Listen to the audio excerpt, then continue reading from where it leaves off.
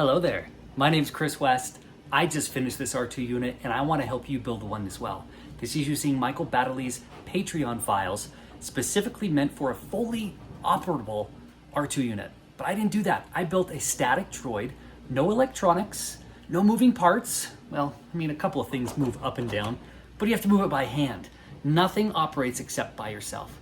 I'm excited to walk you through this build. I want to show you what I've built, how I did it, and some of the things I learned along the way. Because to be honest, it was a difficult journey. It took me 10 days to go through all this across 10 different printers. That was over 20 days worth of printing time across all of those printers. It cost me just under $400 to build this guy, and it used about 16 and a half rolls of filament. I'll cover all that stuff with you, help you understand some of the things we covered here. I want to walk through each part because anyone else who wants to build something like this will probably find it useful to go through some of these things and see what worked well, what didn't well, what didn't, what I wish we could have done differently, and if I tried it all over again, how I would help you out as well. So let's take a look. Okay, the first place I think we ought to start is just with the dome. It's the most iconic part of this droid, and I want to walk you through a few things. As I said, because it's static, these things aren't going to move very well. We're going to get the hollow projectors that move. We're going to get the head that actually swivels a little bit, but that's it. None of the other panels open up. Nothing else does what it needs to do. Now this does come off, and I'll show you what that looks like a little bit later, but let me walk you around what I have here. As you can see, this is a multi-part print.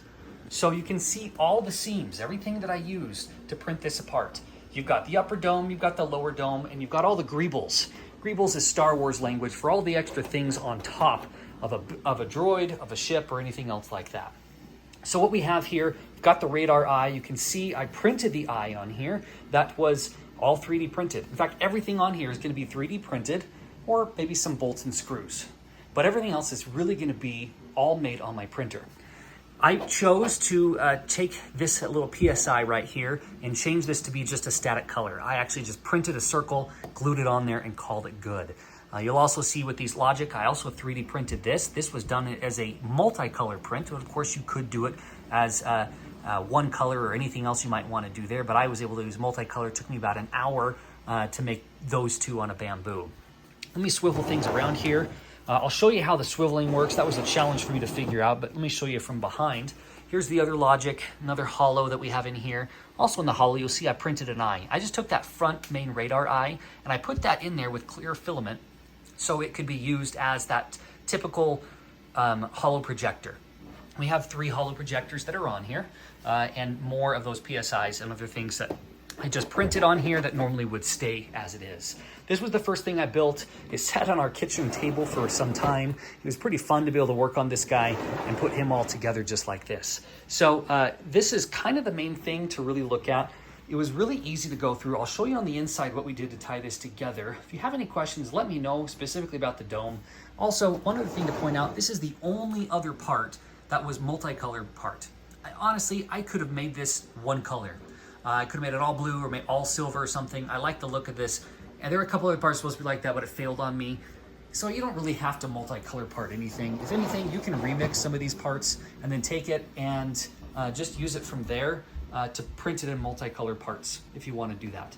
All of these things were primarily just glued. I used a lot of different methods, but really gluing is the best way to do things. I'll show you some of the glue I used and most importantly, the adhesive accelerator that I used as well to make this happen. Now we're going to look on the inside of his dome. I'm going wide angle here. You'll see some other things in the background, so I'll try to just focus in on all this. As we look down here at the bottom, you can see all those greebles. You can see the HoloLens that's in here. I did have to figure out what I was going to use, and what's important to realize is that these horseshoes is what keeps it in place. I did end up gluing those in place so that they wouldn't move any further, but there's your main projector. There's two different parts that hold the lens in, one on the back, one on the front. And then you've got all the different things on here. One important thing that I realized, I have royal blue from Matter Hackers. They're not always the same. I had one that was slightly lighter blue than another. And you'll see that in some other parts here. Not in this lighting right here. Probably won't even see it in the video, but I find that if I had parts that were right next to each other, specifically on the blue, that they had to be the same color. You'll also see on here that I ended up zip tying a lot of things. So this is using the newest Mark III dome. and being able to use this particular dome. I'm sorry, this was the Mark IV dome, and I used some aspects of some other things as well. And I could have glued these, but I found the zip tie just really held it together really nicely. Still need to trim off the excess, but you see all these other things. You can see the servo mounts that are in here. I didn't put in any of the hinges, none of those things, so none of these panels are open. They are all glued shut. You see all the excess glue on here. They are stuck. They are not moving any further. So with that, I was able to take all this, put it in place, and call it good. Nothing's going to open, and that's okay.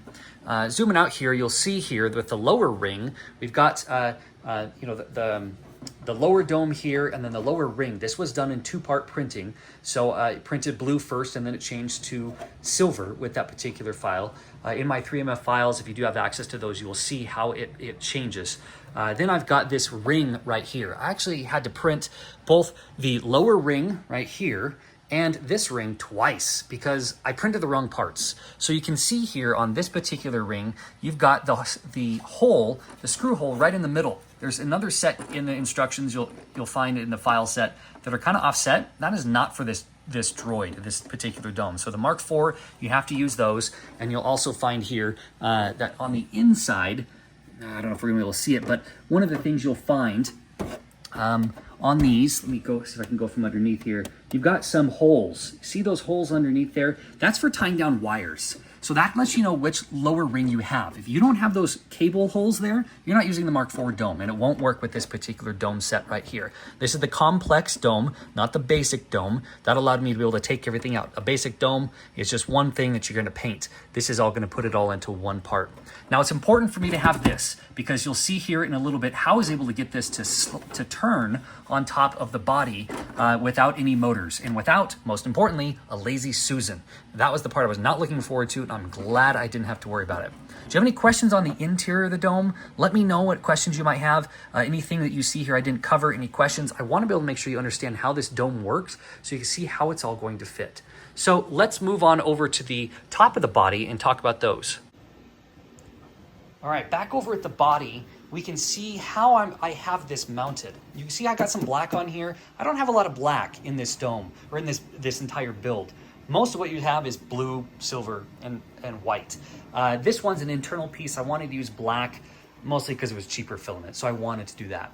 So you'll see what I have here is that I have this particular ring set to use, which normally would be used to house a Lazy Susan. And it's only partial on here. Why is it partial? Well, to be honest, the way that the rear door is mounted, I couldn't actually extend this on here without trimming this back. Also, what I found is that this ring is really not meant to use it the way I wanted to use it. It would normally, if I were to attach the two other pieces, it would line up perfectly with the outer part of the body. But remember, I didn't want to do that. I wanted to make sure that the lip of the dome came down and rested right on top of the body, and then this part goes up on that ring for it to slide on, and it fits perfectly. It fits exactly the way that we would need it to. So I printed these parts here and only needed, let's see, 3, 4, 5 of them in order for this to work. And then I ended up just gluing it down in place. There aren't a lot of spots where it touches. So you can see it's gonna be touching here along the shoulder. And then we've got a gap over here where it's not touching anything. Same in the front where the large data port is. It's not touching there either, nor is it touching in the back. So as I was able to be able to put this all in right here, you're going to see that's how I was able to get it to work. I was so glad I figured that out. This was the last step, is what I kept putting off.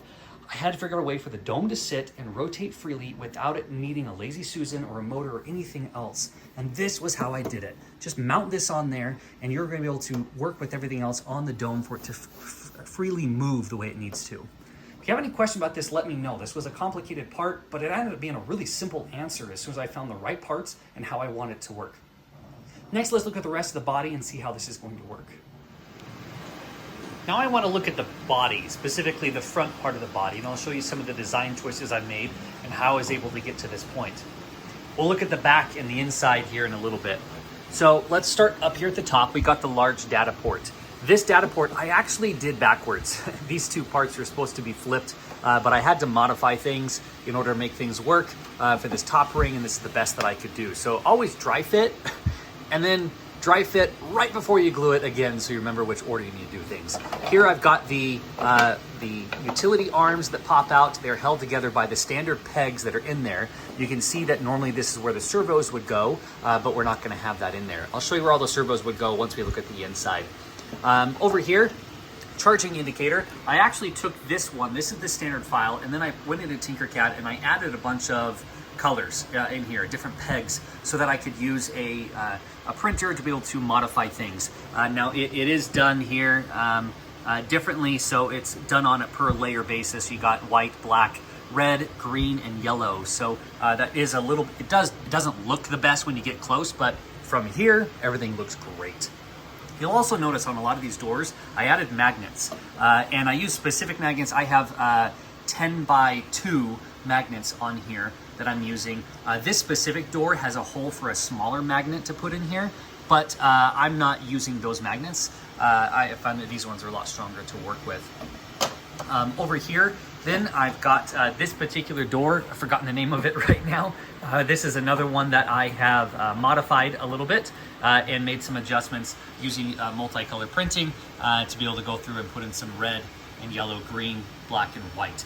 Since I was not putting in electronics, I didn't want to just have an empty grate with no LEDs. Instead, I put in something that would normally show that. More on here, I actually had to put triple up on these magnets only because I messed up and didn't actually put this interior magnet in the right spot. So I had to increase the strength of it by putting more. I did use another 10 by 2 magnet here for the restraining bolt that pops right off. I'm pretty sure that's how it was intended in the instructions. I'm not sure, but I love it, and so that's what I'm using there too. Closing up these here, we'll show you the last two bread pan doors.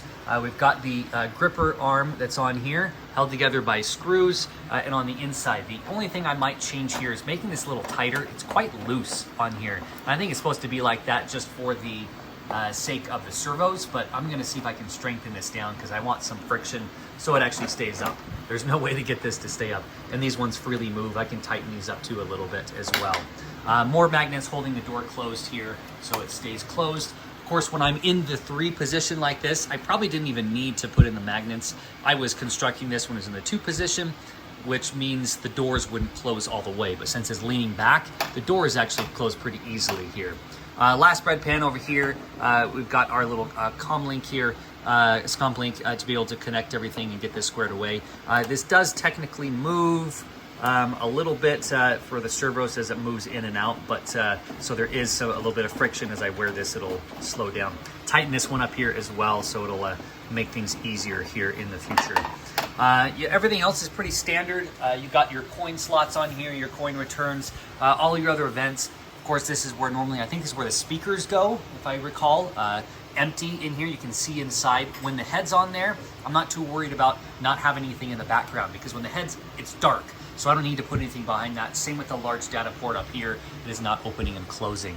And all the other vents that we have on here, we are good.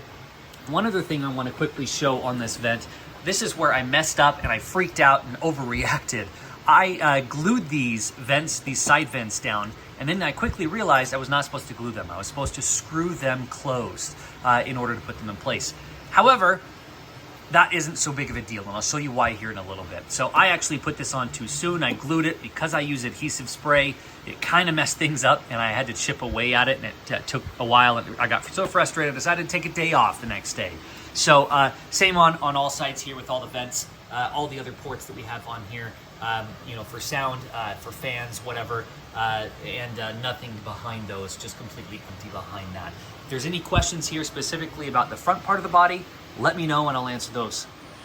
Okay, we're gonna do a wide angle view here for the back panel here, which also is magnetic. Before I do that, get down here, we see our side vents, coin returns and other things on the back here. These other greebles fit in very nicely. They're all done, so all of these parts here I can print in blue and in silver and glue them on. I'm so glad I didn't have to do any multicolor printing. I'm okay with that. It just takes so much longer when you're multicolor printing instead of just doing multi-part. Anyway, the back door just pulls right off. We've got magnet holes. They work perfectly with the 10 by 2 magnets. I do believe I had to put in 2 or 3 magnets depending on the hole in order to get things to fit. Same on the insides right here. So make sure you've got a lot of 10x2 magnets. You have to double up, triple up. Sometimes you want to use 10x5, but sometimes you can just use a couple magnets. It's gonna be cheaper that way for you. So now that we have the back panel off, you can see some of the things I've done on the inside. So let's just start, since we were talking about the front part of the body. Looking at this, you can see where the servo mounts go, in order to move the utility arms. And we can see all the other things as well that are in place. So all my panels are set in place and glued in place, because I'm not, again, putting any lights or doing anything else as far as that goes. So I could put in speakers. I'm not going to do that. I could put in lights. I'm not going to do that.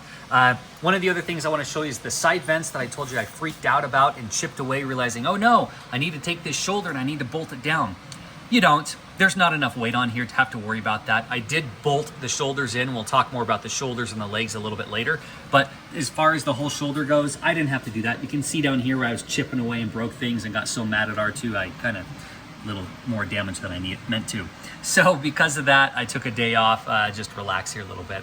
One thing I might change, because this shoulder is not glued in, just bolted, I might change this 232 shoulder to one that is modified to move freely, to so I can move it to the 232 position really easily. Might do that, might not, I don't know. Again, this is a static droid, but the advantages of having something that moves a little bit is it's easier to transport. So if I ever take this to any expos, shows, whatever, I can move it with ease and make sure that he's not stuck here in this 3 position and a little harder to transport. So that might change later. You'll also see over here, this is where our arms are at for the different grippers and scomp links. So I did modify this a little bit just so it could hold it. This is normally where the whole servo is going to be. I didn't need that, so I did cut it a little bit in my slicer. So I just didn't need all of that stuff in there, and chop that off. Again, this moves really easily, and so I'm going to try to find ways to tighten that down, maybe put some screws from the other side to really button that down tightly. So as we look at all this, we can see some of the fun things. As I pointed before, my top rail here, in order for the head to rest on there, is just glued along this side. Progressing down here at the bottom, looking at the way the center foot is, which we'll look at the rest of the center foot here in just a little bit. But here we can see I use the standard frame to hold this in place. Because I use smaller beds, you'll see much of what I printed was in split parts. You can see here the first ring here is split in parts. And I did actually go in there and I labeled things. I debossed all of these things to have the different numbers. So you can see the 2s and you can see the 1s and the 6s. So I knew which order I was putting in. I highly recommend doing that, because you're gonna print off all these white pieces and not know what ring 1 from ring 4 and which order it goes in. Just do it automatically when you put it in. The file is named 1, 2, 3, 4, 5, 6, so you might as well just deboss all of these and you'll be good to go. Anyway, back on the center foot here, this is all split up. Initially, what I did is I screwed in the skirt to the lower ring first. And then I realized, oh shoot, that's not gonna work. And I had to get some bigger size bolts to be able to make this all work. I think I used 40s, 45s, maybe some 60s in there. I don't recall the exact bolts. Just make sure that your bolts that you're using, your M6 bolts here, are widespread. Actually, these might be M8s. I honestly don't recall exactly what one I'm using here, but M6 or M8, just make sure you have a widespread from 40 all the way up to 60 millimeters, because sometimes just thicknesses don't work. You do have the screws that are down here in the skirt, and you have to, I did have to lodge a lot of those in place. That was kind of a tough part. Had to get some extra help to hold the screws in place to make sure I can screw these in and make sure I have everything. Honestly, you know, I probably have more screws than I need because I don't have all this weight and I'm not having any drive units in here, but that's okay. I did put in a couple other M6 or M8 bolts in there. I think those are M6 bolts. And those M6 in there just to hold things, just because they're rattling a little bit. Could have glued a couple things as well. This part here, the only other thing I'm pointing out are these screws, which are 1 3/4 long, and shoot, I don't remember the exact size of these things. I'll put it in the description with my entire hardware list. I want to say they're 13/16. I could be wrong, but the point was they were perfectly measured to go through this frame and into the ankle to hold it in place. Wanted to use screws, so if I do need to change things out, put in different size ankles to make things longer versus the standard, I can do that. I think that's about it as far as this goes. I'll talk more about the shoulders here in a little bit, but let's focus on the center foot. Let me know what questions you have here about the inside and the back of the body.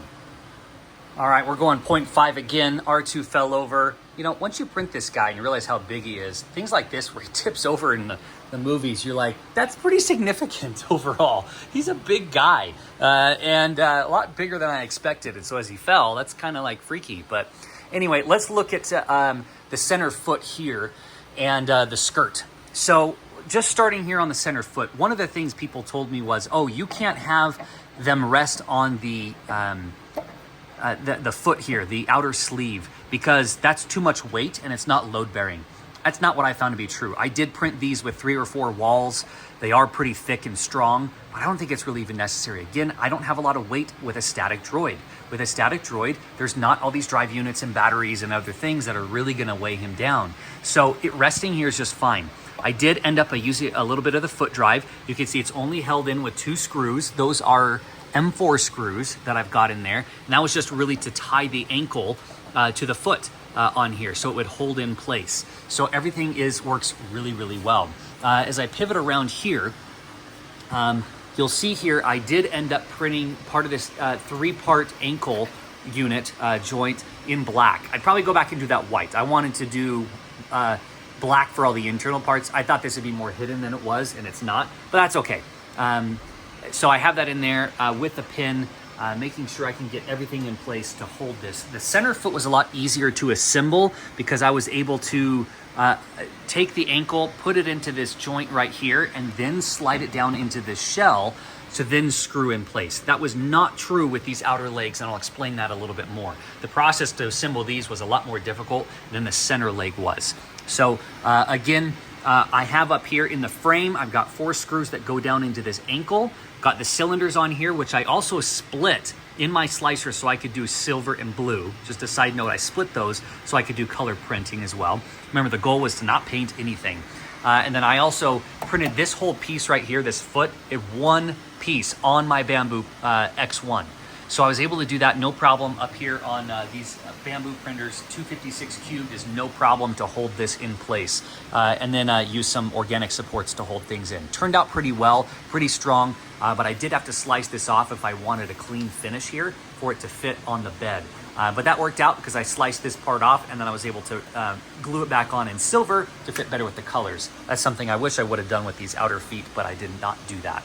That's okay, so put it on there, all glued in place. One other thing to look at is I probably would increase the layer height here, do some adaptive layer heights, just because this didn't turn out very well on these parts here. That's okay, it's on the ground, you hardly even see it since it's the center foot here, but that is something I would change overall.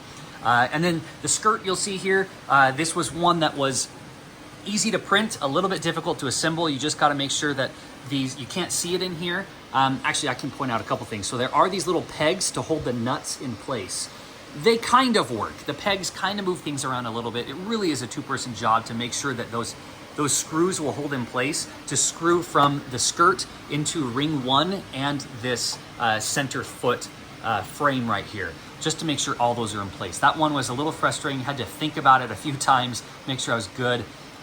Those screws like to fall out often as you're trying to screw those things in place, those M6 screws. So you really have to just be careful in how you're going about that. And nice thing about using screws, you can change it if you need to. If you have any questions here about the center foot and the skirt and the bottom of R2, let me know and I can answer those. Next, we're going to move over to the shoulders and the legs and the feet to cover those. Okay, now we're going to look at the feet while R2's on his side here to get a little closer look at how I did things and what this worked. Let me start on the bottom here. Just like the center foot, I did have to use a little bit of the frame in order for this to work. Now, what you'll notice here compared to the files, it doesn't look the same. So I went into the slicer and I actually cut off a lot of things that normally would hold the drive unit and any other components that I just don't need. So I put this in here strictly for not weight, because this isn't truly flush on the ground. You'll find right here that this does not hold flush. So this doesn't even touch the ground, so it's not really for load bearing. Instead, it's really just to lock everything in place, make sure you're good to go. I could probably get away with taking these off completely and just using the top frame that's in there to tie this, but I'd have to look at that again to see, because none of this is really tied to the shell or any other components in there. So did have to use some components, did cut things off because I don't need all those things. To be honest, I can probably get rid of these things because just like the center drive here, or center foot, not using any drive units, and it's not touching the ground. This is not flush, so it does not sit on there. And so it's, because it's slightly off, it's not going to even be any load bearing at all. There are a couple attachment points I use. I decided to screw this all instead of gluing it in place in part because these feet are so much larger than the center foot. I couldn't print it all as one print. So when they're separate parts like this, I was able to line it up better with the screw holes than gluing it entirely. So let me spin him around here a little bit and we'll look at all of this. You can see here some of the seams that are in place. Again, remember, I'm a naturalist here. I am not looking to close things up. This is one of the few places that you can see the seams, and to be honest, they're kind of rough. They don't line up very well. So that's kind of disappointing, but I tried numerous ways to get them to line up and it just wouldn't work. These outer parts of the shell, they're glued in certain parts. So if I wanted, I can actually separate this, and they're glued in such a way that they aren't glued to each other. As I mentioned before, on the center foot, it was quite easy to assemble this one as far as the ankle goes. This one was a lot more difficult. A lot of testing and retries to be able to make this all work. You basically, in order to put the pin in to hold this one in place, you have to be able to access it over on the side before you put on the battery. So again, I just had to think this through, make some mistakes and go back. It's not that big of a deal because I'm not gluing it. It is screwed in place, but you know, I was screwing the battery on here and then realized I can't get in there and put the pin in for the ankle to the rest of the insert of the ankle, where you could do something like that because this just went in there. Here it's not. As it goes in place, you then have to screw it in there after. So there's some steps to follow, and unfortunately I don't have those steps memorized, can't walk you through that part. That's something that I should have better documented, but I can help you walk through it if you do have any questions. You do have an order of things. It's fairly intuitive because when you start doing it, if you do it wrong, you'll realize it and you got to back up a few steps. But if you're just screwing, it's no big deal. As far as all the greebles, again, I split things up in order to have some proper blue on here, make sure that I can have all of that. These parts here for the battery were already apart, so that was fairly easy to work with, putting those in place. And then I've got the cables here. These are Ice Maker supply lines, really simple. I got 12-inch lines. The other nice thing is that this particular greeble right here to screw in, it fit perfectly with 1/4-inch screws on here. So because this is a 1/4-inch, I was able to take this female end. It's a double female end on here, this line. Each one was about $5. To be honest, this was my most expensive hardware. Were just 4 of these. Put me like 22 bucks in order to buy these. Everything else was cheaper. I had a lot of screws myself. This was the most expensive part that I did not have. I could have cut these in such a way, but as soon as I found that these screwed on, why would I go through the effort of cutting things, splicing things together, putting on different ends in order to make it work with the different grub screws that they had on there? Not grub screws, those were knurled nuts, knurled screws that they had. I didn't want to use those when this just fit perfectly. Then I used a little bit of glue and adhesive spray to be able to put these on here, and within seconds it was set. So that's about it as far as the feet go. Both of them are pretty similar. As soon as you get one, you'll get the second one down without problem. Pretty easy once you know the order to assemble it. Okay, I thought about it for a little bit. I want to do a quick edit here and insert how I was able to put this in together, as there's lots of questions on how that's going to work. So let me just start up here at the top with the ankle. This is all one part once you have all the greebles on here, and it's not actually glued. So this part here comes down in here. And then in the black parts right here, this is where your ankle joint comes together. This is where we're able to put everything together with the pin. The pin you can't see because it is behind the battery. So the battery is going to be the last part you're going to put in. Well, I should say these cables are really the last part. But these are primarily held together with these 2 screws. And then on the inside, you can't quite see too well, but right back there are some hooks to put it in place. The hooks kind of line up to some spots, they don't in other spots. The other thing you're going to see is right there, that black part, right there, that is going to be your pin. So that's where the pin goes in. Now the files that I downloaded for these battery boxes don't have a notch cut out. There are versions that do, I just downloaded the wrong one. That's kind of the problem of having these files in so many places. You don't know which file set you're working with and how that's all supposed to work. So unfortunately, I downloaded the wrong one. I did have to trim it a little bit. Anyway, the point was you can't put that pin in if these battery boxes are in place. You've got to take these battery boxes off. So don't put those on. So again, you have the ankle sliding down into this ankle bracket here. You put in your pin. So this whole thing's already assembled. You put in your pin, you're good to go. The pin fits really well. I didn't have to do any sanding. We're good to go from there. Then from there, once that is in place, I was able to take these M4 screws and screw them in place. So it locked this ankle frame into the shell. So it'll put that in place there. Then I took the battery box, put it in through these latches over here, and put in the screws to be able to call it good from there. So that made it pretty easy to assemble from there. Let me know if there's any other questions, if this was a little difficult, but I was able to tie things together once I thought through the process and put it together from there. All right, lastly here, we are going to talk about the leg and the shoulder and how everything is done. As I talked about before, on the inside, things are glued in the 3 position. I might change out that shoulder so that I can properly move this from the 3 to the 2 position just for transportation's sake. That's it. Probably not gonna do anything else. The rest of these things were done pretty easily. It wasn't too difficult. I did find afterwards, you just have to check the orientation on some of these parts. You got some flat ends, you got some curved ends. Some of them meant one other direction or the other. Just make sure that you're putting things in the right order. Let me pop things off here. On the horseshoe, let me talk about the horseshoe. So there are 6 parts to this split horseshoe. You've got the outer facing one, you've got the inner facing. I didn't think I really needed the inner facing. I was about to leave it off when I realized these little parts right here really do hold it in place quite well and line it up quite nicely. And it also, because it's an offset gap here, it looks really nicely once it's up on the shoulder to create a nice line. It looks really nice that way. Instead of having a seam, it's a line, which is really nice on there. So using the full things, again, more 10x2 magnets. I use, I don't know, 3 or 4 on each set because they really do call for 10x5s. I just didn't have 10x5s, so 10x2s worked well for me. So I used 2 or 3, maybe even sometimes 4 magnets on here, as well as up here on that. You can see the bolts, the M8 bolts that I've got in here. These are the biggest bolts that we have. These were the most expensive bolts I had. I did not have those. I normally work in M3s and 4s. Did have to buy 6s, did have to buy 8s. And so I've got these all in here. Everything here is screwed or magnetic so that I can, if I decide later I want to put this in the 2 position and print other pieces, I can do that.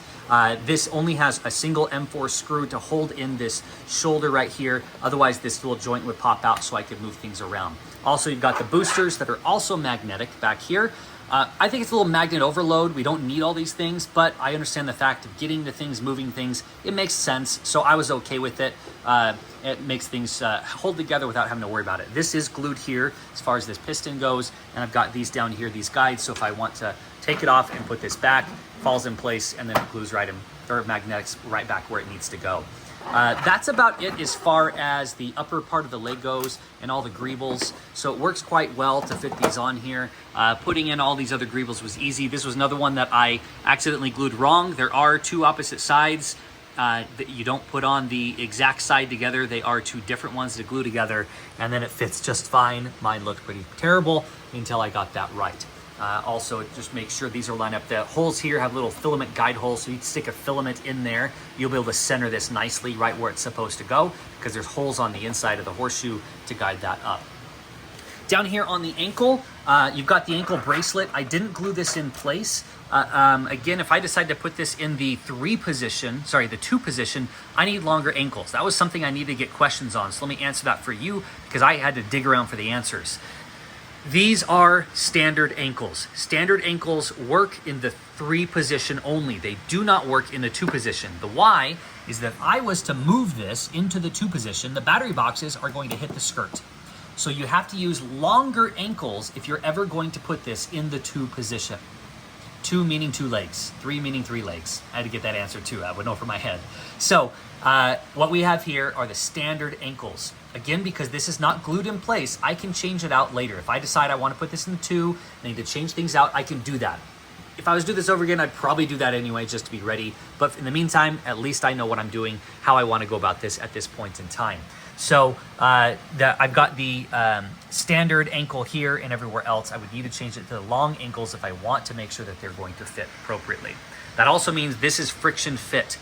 I'm not going to do it now, but I could essentially lift up R2 and his ankle with a little bit of pull. It's going to fall off. Friction tight. It's not super tight. You can't do it yourself if your tolerances are good, but it's also not super loose that every time you move it, his ankle is going to fall off. But that's why the bracelet is loose, the ankle is as well on here. But that makes it so it freely moves. Get a little better view of the ankle and how it's attached down here into the frame.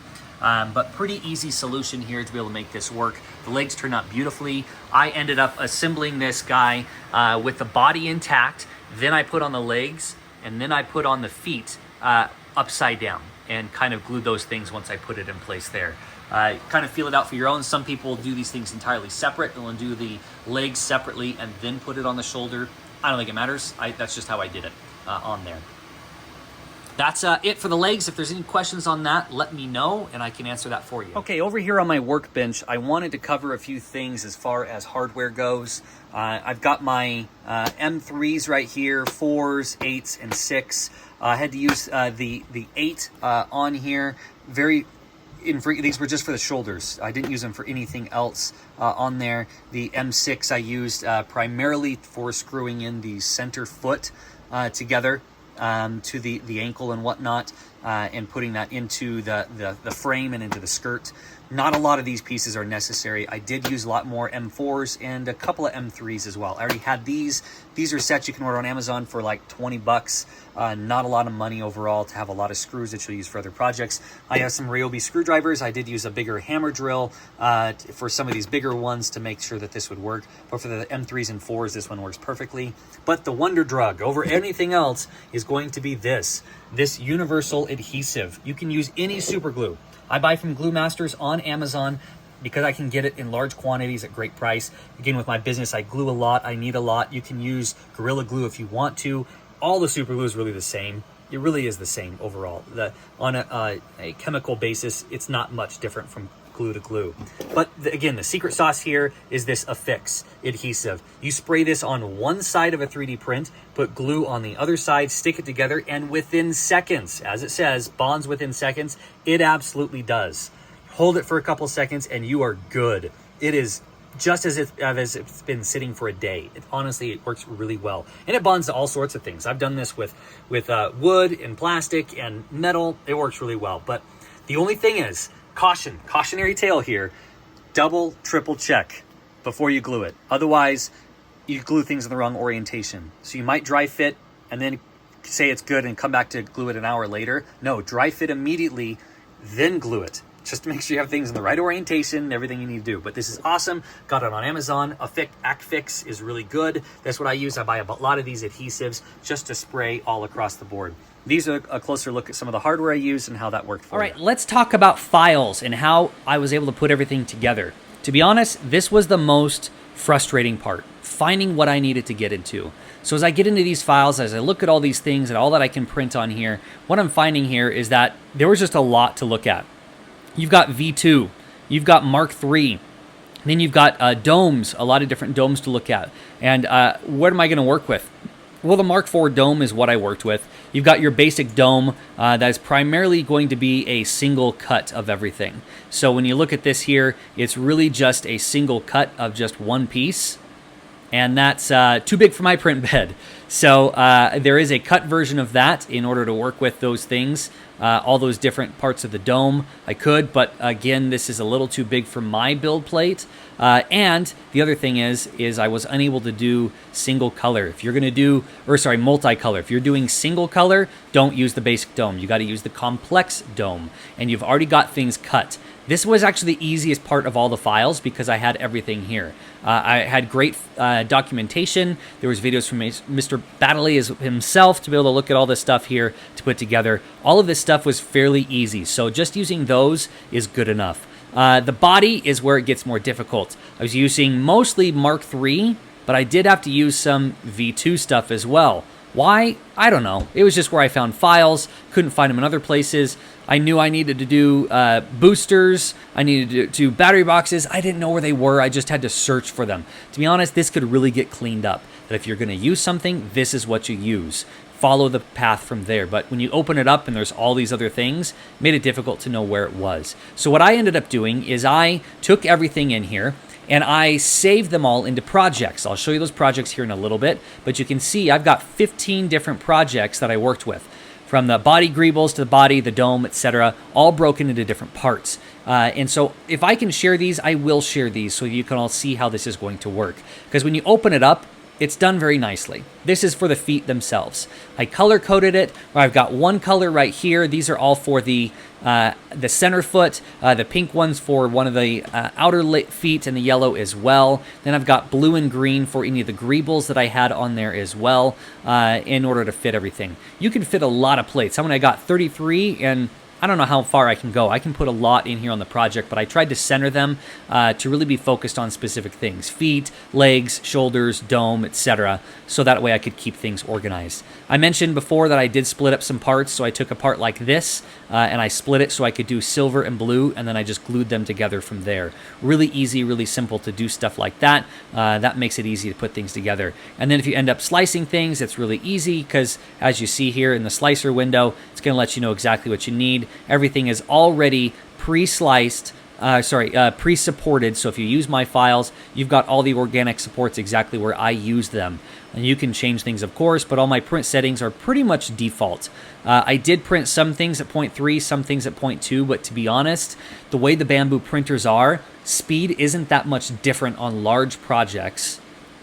So 0.2 to 0.3, you're not getting that big a difference on time, and you're actually going to use more filament on 0.3 than 0.2.